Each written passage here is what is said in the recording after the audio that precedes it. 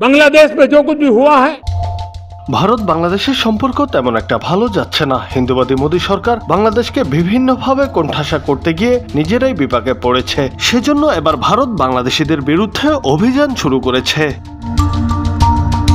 ভারতীয় বার্তা সংস্থা পিটিআই এক প্রতিবেদনে জানিয়েছে, বৈধ কাগজপত্র ছাড়া ভারতে বসবাসের অভিযোগে মহারাষ্ট্রের থানে জেলা থেকে ৮ বাংলাদেশিকে গ্রেফতার করেছে ভারতীয় পুলিশ। পুলিশ জানিয়েছে, গোপন সংবাদের ভিত্তিতে অভিযান চালিয়ে ওই বাংলাদেশিদের গ্রেফতার করা হয়। গ্রেফতারদের বয়স 22 থেকে 42 বছর। তাদের মধ্যে একজন নারীও রয়েছেন। বিদেশি নাগরিক আইন এবং ভারতীয় পাসপোর্ট আইনের অধীনে গ্রেফতারদের বিরুদ্ধে মামলা দায়ের করা হয়েছে বলেও জানিয়েছে পুলিশ।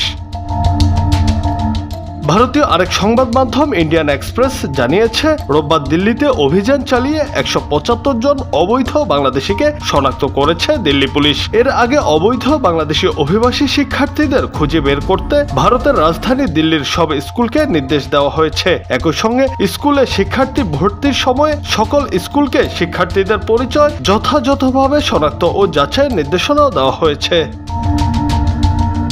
ভারতের এই পদক্ষেপ বাংলাদেশকে হেনস্থা করার আরেকটি অপচেষ্টা মাত্র, এমনটি মনে করছেন সুশীল সমাজের লোকজন। জুনায়েদ আহমেদ, বাংলা টিভি।